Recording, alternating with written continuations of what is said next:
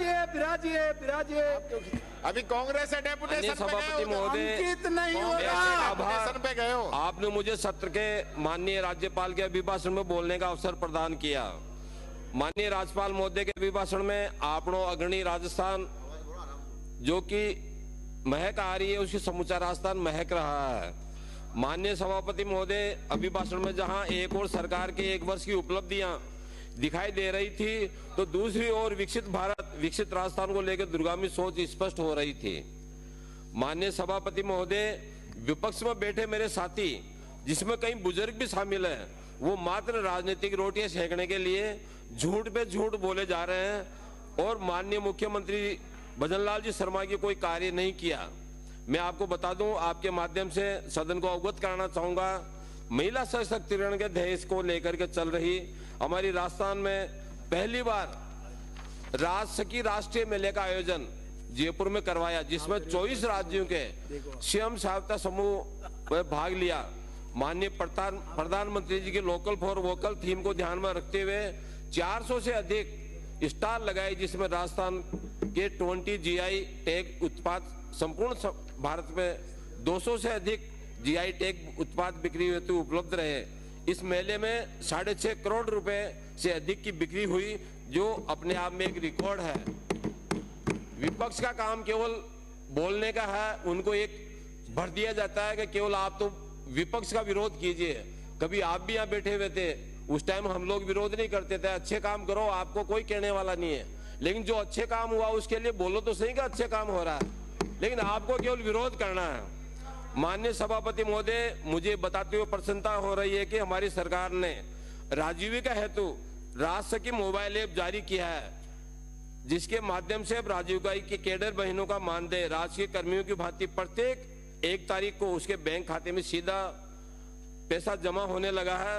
Rajeevika cadre का मानदेय online सीधा खाते में भुगतान करने वाला राजस्थान का पहला राज्य बना है। ये अपने आप में एक रिकॉर्ड है कि पहला राज्य बन गया।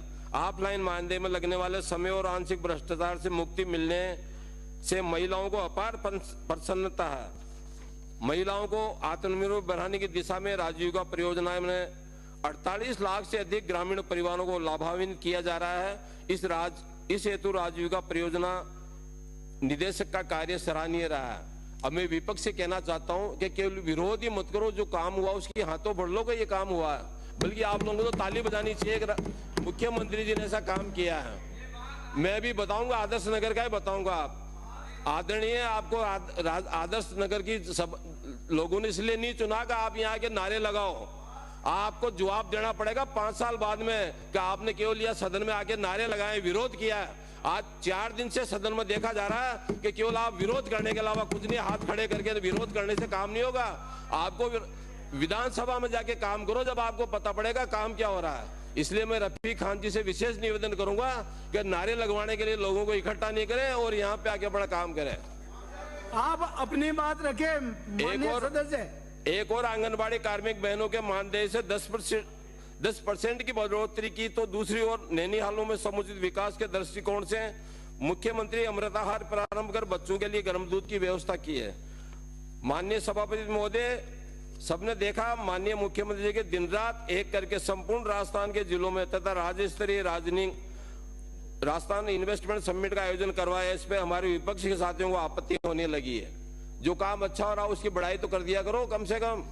हम तो अभी नए हैं, आप लोग तो बहुत पुराने बैठे हो, आप भी तो इस चीज को देखा करो।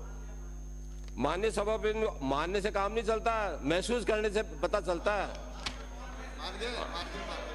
माननीय सभापति महोदय, आपके माध्यम से आदरणीय डोटासरा जी को मैं धन्यवाद देना चाहूंगा कि हमारी सरकार का पूर्ण भरोसा एवं विश्वास। विगत 9 दिसंबर को डोटासरा जी ने राइजिंग राजस्थान को लेकर एक पे एक टिप्पणी की थी कि उम्मीद है कि सरकार सिर्फ एमओयू नहीं निवेश लाएगी और जनता को निवेश की सच्चाई बताएगी। आपने सरकार से यह भी अपेक्षा की थी कि निवेश के साथ में प्रदेश में पुख्ता कानून व्यवस्था, भयमुक्त माहौल और निवेशकों को अपराधियों से सुरक्षा भी सुनिश्चित करेगी। आपकी इस टिप्पणी से यह तो साबित हो गया है कि विगत सरकार में बिगड़ी कानून व्यवस्था एवं भयपूर्ण माहौल से निवेश लाने में आप विफल रहे हैं। माननीय सभापति महोदय, आपके माध्यम से आदरणीय डोटासरा जी को और अवगत कराना चाहता हूं कि राइजिंग राजस्थान समिट की अभिनव पहल से हमारी सरकार के पहले ही साल में 35 लाख करोड़ के निवेश की बुनियाद रखी गई, जो माननीय मुख्यमंत्री जी के कुशल नेतृत्व तथा सरकार के प्रति निवेशकर्ताओं के विश्वास को प्रदर्शित करता है। माननीय सभापति महोदय, हमारी उप मुख्यमंत्री महोदया आदरणीय दिव्य कुमार जी ने आम जन को बेहतर आवागमन की सुविधा देने हेतु बिना भेदभाव किए राजस्थान के सभी 200 विधानसभा क्षेत्रों में 5-5 करोड़ लागत की लिंक सड़कें बनाई। उन्होंने कोई भेदभाव नहीं किया। उन्होंने ये नहीं देखा ये कांग्रेस का विधायक है या बीजेपी का विधायक है, उन्होंने सबको दिया। प्लीज सदस्य आपका नंबर आया तो बोल दिया। इसी प्रकार विगत 5 वर्षों में हाशिए पे खड़े हमारे राजकीय विद्यालयों में कक्षा कक्ष एवं शौचालय का निर्माण हेतु शिक्षा मंत्री जी ने 3-3 करोड़ रुपए का राशि स्वीकृत करी है। उन्होंने भी ये नहीं देखा कि कांग्रेस का विधायक है बीजेपी का, उन्होंने पूरे राजस्थान के लिए काम किया। माननीय सभापति महोदय आदरणीय भजनलाल जी ने सरकार ने मंत्रिमंडल ने दिव्यांग तथा अल्प वेतन भोगी कर्मियों को जो अपने घरों से 500-600 किलोमीटर दूर रहकर नौकरी कर रहे थे उन्हें घर पे लाने का कार्य भी किया है। ये सरकार का एक सराहनीय कार्य है। माननीय सभापति महोदय, मैं सदन का ध्यान आकर्षित करना चाहूंगा कि विगत दिवसों में माननीय डोटासरा जी ने चतुर्थ श्रेणी भर्ती लाइनमैन भर्ती पर यह कह के उपवास किया था कि उन खंबे पर चढ़ने वाले कर्मचारी तथा चतुर्थ श्रेणी कर्मचारियों की भर्तियां ज्यादा है और द्वितीय श्रेणी के पद कम है। तो ये कोई भर्तियां क्या है? माननीय डोटासरा जी से कहना चाहूंगा कि कोई कार्य छोटा नहीं होता। ये लाइनमैन ही हैं जिनके कारण आपके और हमारे घरों में बिजली आपूर्ति निर्बाध होती है। चतुर्थ श्रेणी कर्मचारियों का महत्व उन बच्चों से पूछो जिनके घर में रोजी रोटी की व्यवस्था नहीं है, लेकिन आपको इससे क्या सरोकार? आपको तो बस लच्छेदार भाषण और परिवारवाद का ख्याल रखना है। माननीय, आपके माध्यम से हम बताना चाहता हूं कि ये वो सरकार है जो कार्य स्वीकृत कर शिलान्यास से लेकर लोकार्पण का कार्य स्वयं करती है, जैसा हमारे मैनिफेस्टो में भी लिखा हुआ था। विगत 5 वर्षों में जिसे संस्कृत शिक्षा को हाशिए पर खड़ा किया गया था, इस संस्कृत शिक्षा के महाविद्यालय को भवन निर्माण की घोषणा की, जिसके परिणाम स्वरूप मेरे विधानसभा क्षेत्र में गहलोत में महाविद्यालय के भवन निर्माण का कार्य प्रारंभ हो चुका है। आपने देववाणी संस्कृत शिक्षा का नाम मान बढ़ाया, उसके लिए आपका हृदय से आभार। माननीय राज्यपाल महोदय ने जैसा बताया कि हमारी सरकार वादों पे काम करने में विश्वास करती है। ERCP प्रोजेक्ट एक बहुत बड़ा प्रोजेक्ट था जो कई सालों से अटका था। ये आप लोग भी कर सकते थे, लेकिन आप लोग तो केवल और केवल होटलों में रहना, सरकार को बचाने में लग रहे।